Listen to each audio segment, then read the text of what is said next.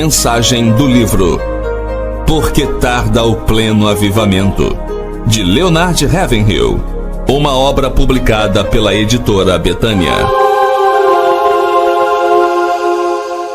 9º capítulo. Precisa-se profetas para o dia do juízo.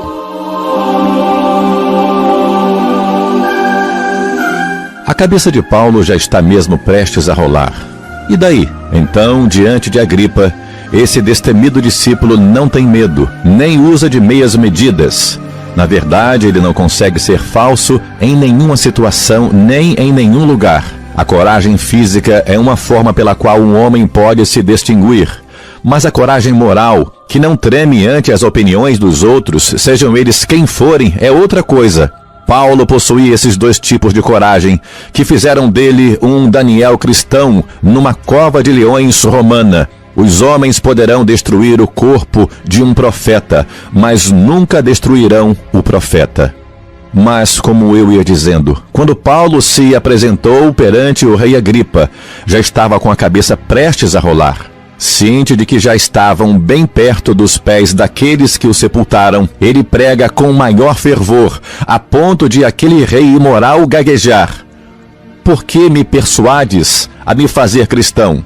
E também Festo, que era um dos convidados, esquece as regras da boa educação e interrompe-o: "Estás louco, Paulo, as muitas letras te fazem delirar."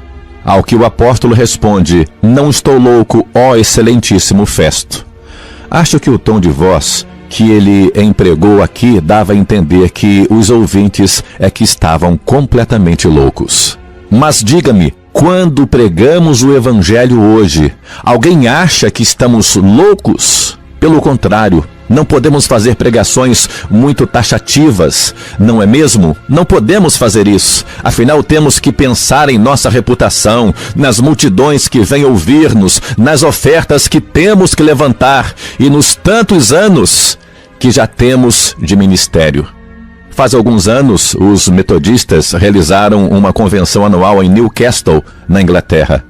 E a conclusão a que chegaram é que, a despeito dos grandes esforços empreendidos nas campanhas de evangelismo em massa e da preservação dos conversos pelo trabalho de discipulado, a vela do evangelismo está quase apagada.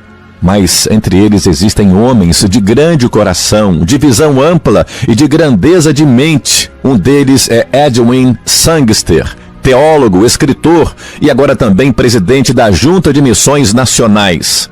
Ele não refuta a acusação de que o metodismo está enfermo, quase à morte. Mostra-se comovido e comove tantos outros. Ouça o que ele disse: "Estamos lutando contra uma doença entranhada nas profundezas da alma da nação. E para ela temos que empregar uma profunda terapia de raio-x que ainda não conseguimos definir com clareza." E depois ele acrescenta: "Acredito com tristeza que o agnosticismo está se desenvolvendo na Inglaterra em vez do avivamento que os metodistas tanto desejavam. E creio que mesmo que o número dos presentes fosse menor, poderíamos ter a conversão de todos eles. Mas o que acontece é que até os que estão nos púlpitos têm problemas de incredulidade. Enquanto a igreja vai se tornando fria e ineficiente, as cadeias e as varas de família, onde se julgam os divórcios, estão cada vez mais superlotados. Deve ser este o clamor dos mártires. Não julgas nem vingas o nosso sangue dos que habitam sobre a terra? E dos vivos, quero dizer, dos que realmente estão vivos, que têm a vida de Deus, será: julga a minha causa contra o meu adversário. Não fará Deus justiça aos seus escolhidos, a que ele clama dia e noite? Não há dúvida de que se aproxima o momento em que Deus não poderá mais aplicar a sua graça, e então o castigo será inevitável. A quem muito foi dado, muito será cobrado. Há milhões e milhões de indivíduos em trevas por não terem luz. Contudo, as grandes democracias são os maiores culpados, pois possuem luz, mas abafam-na, escondem-na debaixo de um alqueire, chamando comércio, ou de uma cama chamada ociosidade. Certamente um pecado como esse, tão semelhante ao de Sodoma, merece um castigo igual ao dado a Sodoma. Eis que esta foi a iniquidade de Sodoma, tua irmã. Soberba, fartura de pão e próspera tranquilidade teve ela e suas filhas, mas nunca amparou o pobre e necessitado. Ezequiel 16:49. E nesses dias, em que vivemos dias de iminente destruição, precisamos de profetas, de homens santos, que falem da parte de Deus, movidos pelo Espírito Santo de Deus. E se Deus não estiver operando através dos pregadores, acho melhor pararmos de vez. Mas a verdade é que Ele opera sim, por meio deles, de vidas transformadas e embrasadas pelo Espírito Santo de Deus. Nem Gideão, nem ninguém sofre perseguições por causa de suas visões. São as suas ações que provocam a ira daqueles que foram ofendidos. Basta que Gideão saia à meia-noite e derrube o poste ídolo de Baal, para o inferno descarregar sobre ele toda a sua fúria. Basta que João Batista chame os sacerdotes de raça de víboras e censure a conduta adúltera de Herodes para assinar sua própria sentença de morte. Não há dúvida de que precisamos de profetas nesses dias de apostasia, em que os cultos e seitas divulgam suas crenças distorcidas e suas meias-verdades. Será que a terra ainda vai ter de suportar por muito tempo esse sistema bem organizado, mas paralisado, que se chama cristianismo? Estará Sangster com razão quando afirma que ainda não encontramos remédio para a grave enfermidade que assola a nação? Talvez seja mais correto dizer que estamos desprezando o velho método de proclamar o arrependimento, regeneração e santificação. Mas bem no fundo do meu coração, guardo comigo um consolo e quero partilhá-lo com os ouvintes. Quando vier aquele avivamento, nem que seja individual, prometido, proclamado por Deus através da sua palavra, direto dos céus, nós entenderemos que em minutos, em instantes, se desfará os males que o pernicioso modernismo levou anos e anos elaborando, e com sucesso. E quando soprar essa ventania do Espírito Santo, os enganosos doutores em divindades verão derrubar-se a casa que edificaram sobre areia. As interpretações humanas da Bíblia, a mente da humanidade está doente e seu coração fraco. Pelo esquema montado pelos homens, estamos no fim da linha. Já está tudo pronto para a maior detonação de todas as épocas, que esmigalhará a terra com a destruição atômica, e o inferno se acha de boca escancarada para engolir os desejos que os iníquos modernistas ajuntaram quando venderam o sangue de Cristo por um prato de cozinhado vermelho, a chamada alta crítica. E o inferno se acha de boca escancarada para engolir os despojos que os iníquos modernistas ajuntaram quando venderam o sangue de Cristo. Desperta, braço do Senhor. Reveste-te de força. Chegou a hora de buscarmos o Senhor, o revestimento prometido. Em Atos, vivemos a era da condenação. Onde estão os homens de Deus? Um profeta pode operar milagres, mas precisa ter uma mensagem. O homem do mundo está confuso, indagando: Deus tem alguma mensagem para nós? É que ele sabe que ninguém mais tem uma mensagem coerente, bíblica, mas com poder.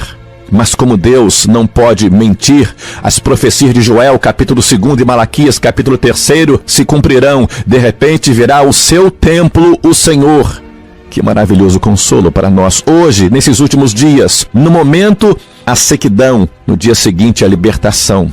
A chuva, serôdia e temporã. 10 minutos antes de João Batista chegar, ninguém sabia que ele estava por ali. E o que aconteceu naquela época irá acontecer também no futuro. Deus terá o controle total dos ouvidos, coração e vontade de um homem. E alguns que no momento estão passando despercebidos surgirão proclamando no poder do Espírito Santo as verdades encontradas na palavra de Deus e que são imutáveis. Suas palavras serão ardentes como metal líquido e Deus espera com grande paciência. Mas quando ele se erguer, quem pode suportar o dia da sua vinda? E quando o Espírito operar, pessoas que agora estão entregues ao pecado irão quebrantar-se e se arrepender. O Kremlin estremecerá quando souber da operação sobrenatural de Deus que estará ocorrendo na China. Que Deus suscite logo um avivamento na China, Rússia, Alemanha e outras nações que estão sendo queimadas com o fogo do comunismo. Primeiro porque esses povos precisam demais dele. Depois para que as nações livres se sintam enciumadas, como Jonas quando viu a população de Nínive se arrependendo. Para que o faraó cedesse foram necessárias 10 pragas. Depois disso, os israelitas foram conduzidos à vitória por Moisés, o profeta. Hoje estamos vendo outras 10 pragas, mais sinistras, eficazes e poderosas do que aquelas, pois afetam o mundo inteiro e não se acham confinadas apenas no Egito. E, no entanto, essas 10 pragas não lograram tocar o coração do homem moderno, mas o tornaram ainda mais ímpio. Será que não haverá aí um Moisés contemporâneo nosso? Vamos permitir que esta geração pereça escravizada a um cativeiro moral e continuar aqui sentados de braços cruzados sem fazer nada?